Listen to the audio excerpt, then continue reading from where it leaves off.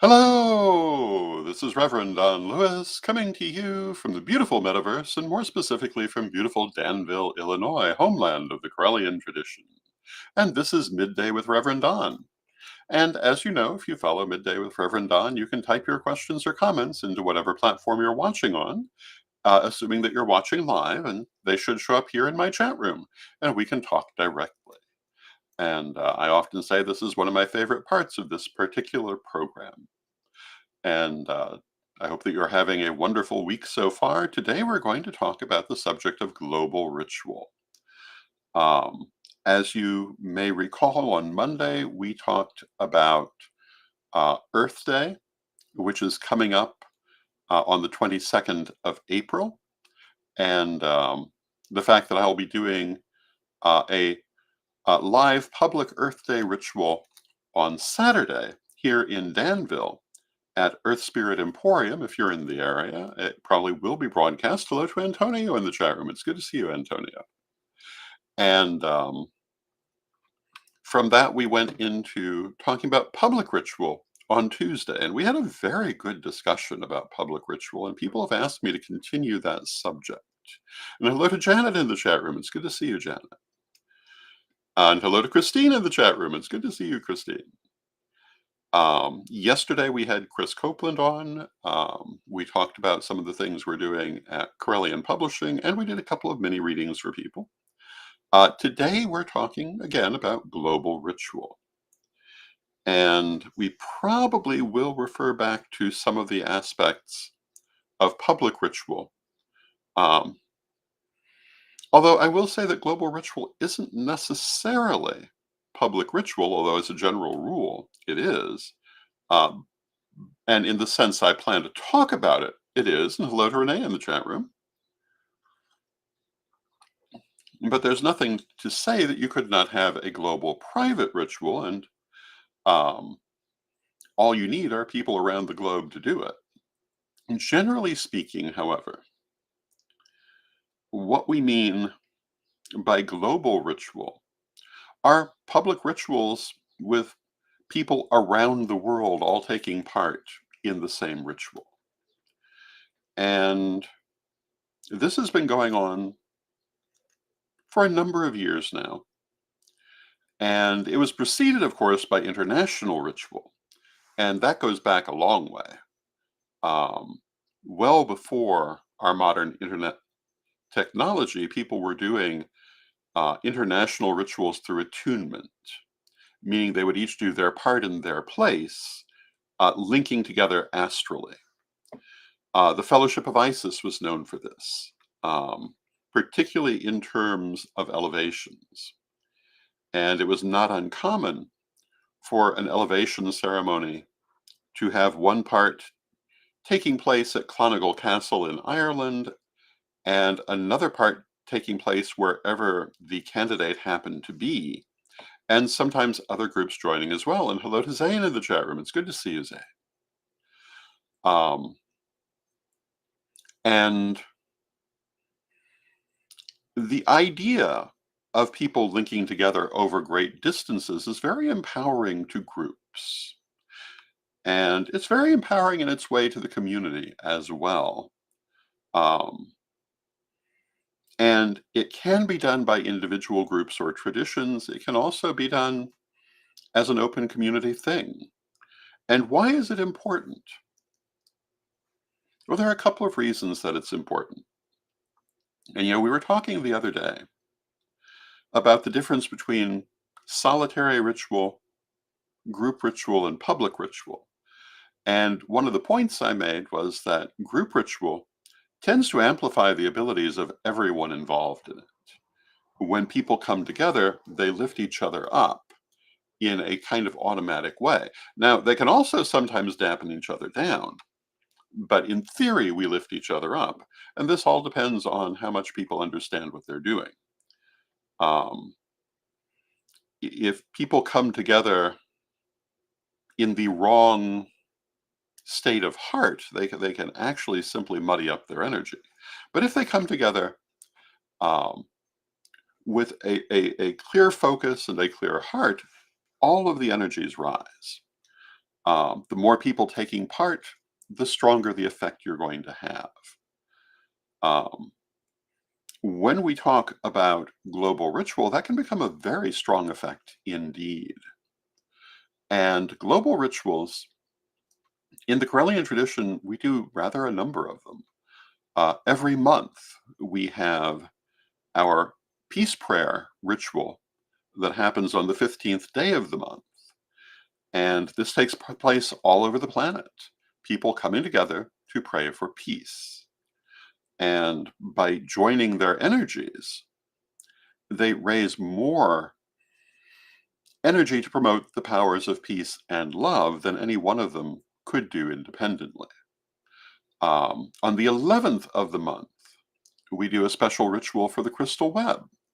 And, the same thing is true. When many people come together, um, being distributed over many different geographic points, they raise more energy than any of them, or at least most of them, could do alone.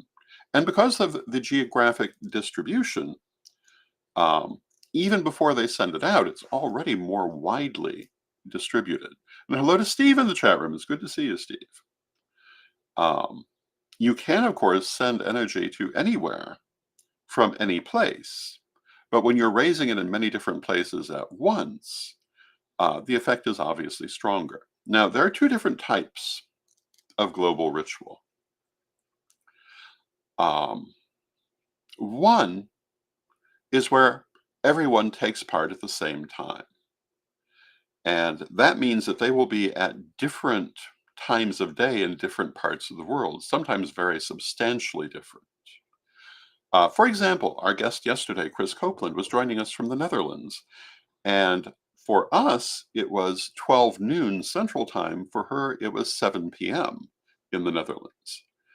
Um, when people do international ritual all at the same time, it's at that same moment, but it's not the same clock time for each of them. It will be very different. And this is both good and bad.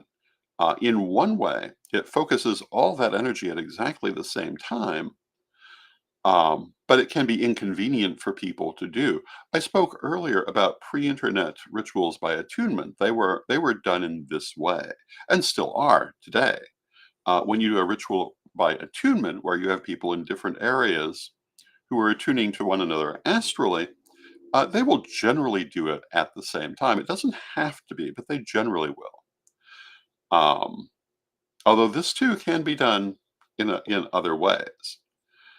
And when you do this kind of ritual, globally speaking, or even just over any wide geographic area, everyone has to be very mindful of their time, um, because it can be very easy to confuse time zones when we're dealing with the whole world. And, with the Corellian tradition, we have people all over the world. Um, in the main tradition, not to mention the offshoots of the tradition, there are people everywhere.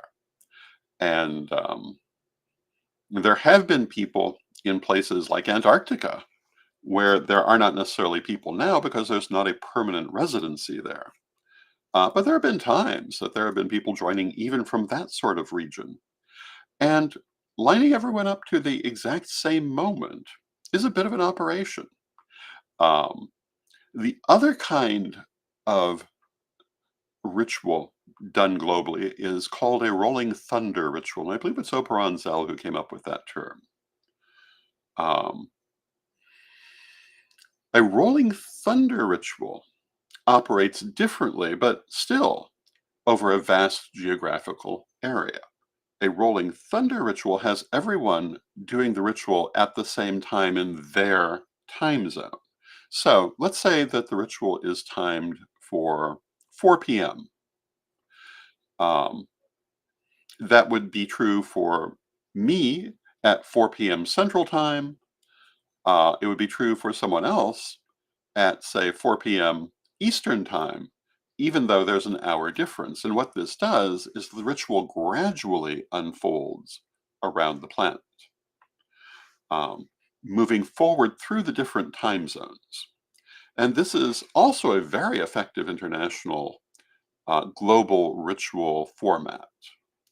And um, the other interesting thing about the this kind of format for a global ritual is that you can follow it over a 24-hour period and have reports on it and talk about how it's doing. And why would you want to do a global ritual? I said one of the reasons is to raise a greater amount of energy and more effectively distribute it. But the other thing, of course, is it pulls people together in their common cause. It allows them to work together when they might not otherwise have a way of ever doing ritual together. Um, when when we do a global ritual, we have people in North America, South America, Europe, Africa, Australia, the Philippines, parts of Asia, all working together on the same ritual. And think about what that actually means to people. Um, Add to it now the technology we have today, and we can actually see each other. If we're doing the exact same moment of time, we can do it through a format like this, where we can actually see each other doing the ritual, depending how many people are involved. Some of our Corellian illustrations have been done that way, with people uh, simultaneously live casting from around the planet. Um, the coming illustration is a little more locally focused because it's been so long since we were able to do that, since before the pandemic. But that international character will still be there, and there will be international participation. But when you think about being able, well, if you look back at some of the rituals that I have um, broadcast over the last couple of years, you'll remember, for example, we did ritual at one point with the clan of Kepper Temple out of South Africa. Doing ritual um, with people in South Africa live um, from the other side of the world is a remarkable thing to be able to do, and everyone being able to see each other. It's one thing when you're attuning astrally, you kind of have to, um, you have to really have your energy into it. Of course, you should certainly always do that, but you won't see the other people in a physical sense. You may be able to see them spiritually, but you won't see them physically. When you have this kind of technology, you could almost be in the same room. And in coming years, this will be even more so as virtual reality becomes more of a thing. And I would say within another 5 years, when we do international ritual, we may be able to have the feeling that we're literally in the same room by using a virtual platform to create that effect. And I think that is an amazing physicalization of the kind of thing we do in the astral. And I perceive it much in that way. Um, I think a lot of what we're doing with the internet has a spiritual level that we're mostly not giving it credit for, and that it's going to, in time, become a very important part of our metaphysics as we come to see this more and more clearly. Now, during my lifetime, I've seen a number of international things occur. And one of the first really successful ones that I recall was the Goddess 2000 project. And I want to take a moment and talk about that. It was not certainly a global ritual as such, although um, it had some of the same aspects. It was a global art project. And let me ask, do you remember the Goddess 2000 project? I will grant you it was 24 years ago. It was put together by the beloved Abby Willowroot, who is now among the ancestors, an amazing artist and high priestess, who, among other things, was a Corellian high priestess, as well as having high priesthood in a number of other traditions. Um, she also had artwork in the Smithsonian Institution, which I believe is probably still there. Abby was a remarkable woman, and she came up with the idea that she could help the pagan community come closer together by giving them an activity that had nothing to do with politics or tradition or liturgy, but rather simply with the idea of love of the goddess and creativity. And the slogan of the Goddess 2000 project was a goddess on every block. And the idea was you make an artistic representation of the goddess, however you wish to do that, however you perceive her, however you um, wish to represent her.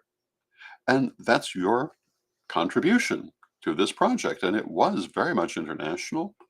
And at the end, there were many exhibitions of Goddess 2000 artwork.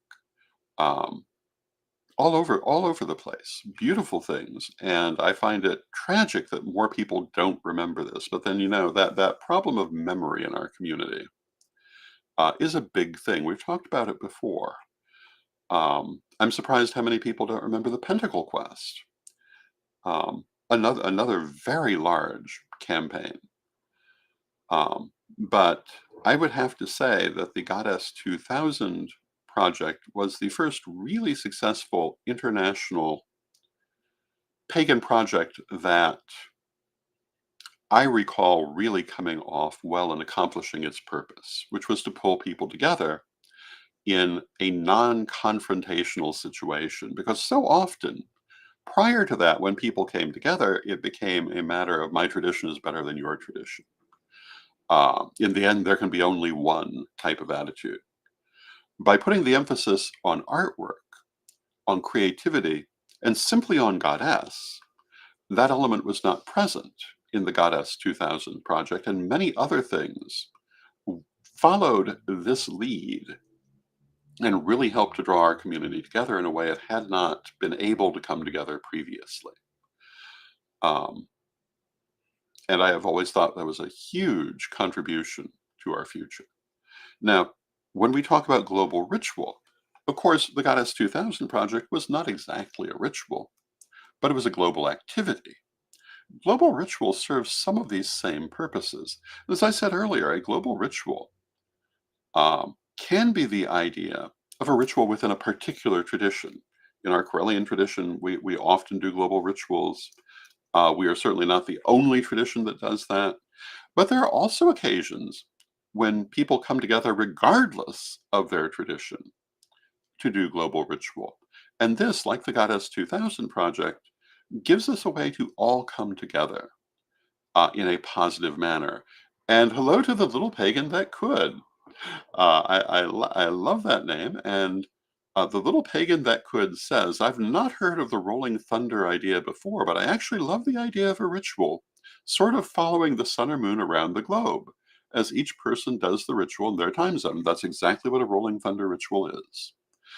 And both of these formats, the simultaneous ritual and the gradual rolling thunder ritual, are very good ways of doing global ritual um, or any geographically widespread ritual, even if it's perhaps not quite that widespread. But it helps people to have um, this way of coming together. And of course, much of this is through attunement. You're linking your energy astrally. Um, but again, today we also have all of this technological ability to put with it. Um, and it's wonderful to link our energy astrally. There's also something to be said for being able to see one another. And I was never very fond of the old chat room rituals where everything is typed out. Because I just really didn't feel the same personal connection. I do find that with video ritual.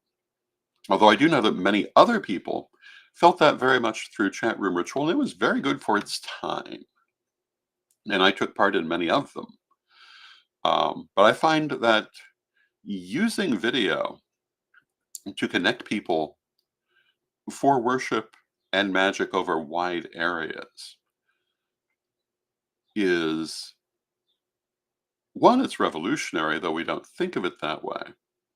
And it's a huge step forward, I think, in helping us to have a tight international global connection with other people. Now, people are always people. So, we can do everything we want to do to pull ourselves together. There's always going to be a tendency for people to pull apart as well. That's part of being human. But the more that we can pull together, the more that we can link our efforts, I think the better off we are. Now, the other thing about global ritual, which we talked about on the subject of public ritual, is that it is accessible in many cases, even beyond our community. And many of the global rituals that I have been involved with were wholly or partially broadcast and recorded. You can still see what happened. You can get a feel for them. You can, in some cases, take part in them because well, let me take a sip of coffee. Coffee keeps me going. There's one other aspect which I've spoken about a little bit in this half hour, but not only do you have the rolling thunder idea, but ritual can also be joined long after the main ritual has occurred, depending on the type of ritual and what it's meant to do. You can add your energy if an energy construct has been created to carry forth the purpose of that ritual decades after the ritual happened. And this is part of how many temples have been used. You continue to add energy to them. And with our current technology, the idea of an eternal ritual that is begun by people um, at one point in time, but continued long after those people have crossed into spirit and joined the ancestors, is very much a thing that can now be in a way that it could not really be in the past. The idea has always been something that can happen, and people have done such things, but not like we can do them now. And one of the things, having come so close to, I've come close to death a number of times in my life, but this last year was very close. And one of the things that I'm very aware of is that when I have joined the ancestors, I'll still be here talking to you if you're still listening, because my image and my recordings, and probably the AI version of me, will still be here.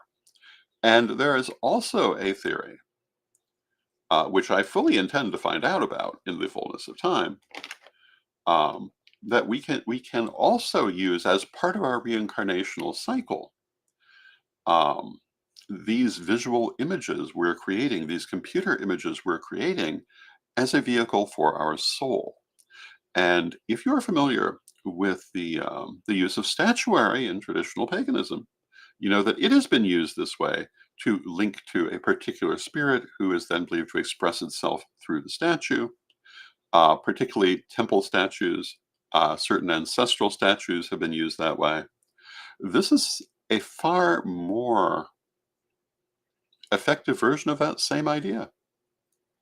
So when we talk about global ritual, um, which is ritual taking place over a wide geographical dispersion, ritual can also take place over a wide chronological dispersion, much more than just over the course of 24 hours, over the course of endless years in circumstances where it's intended for that and designed for that.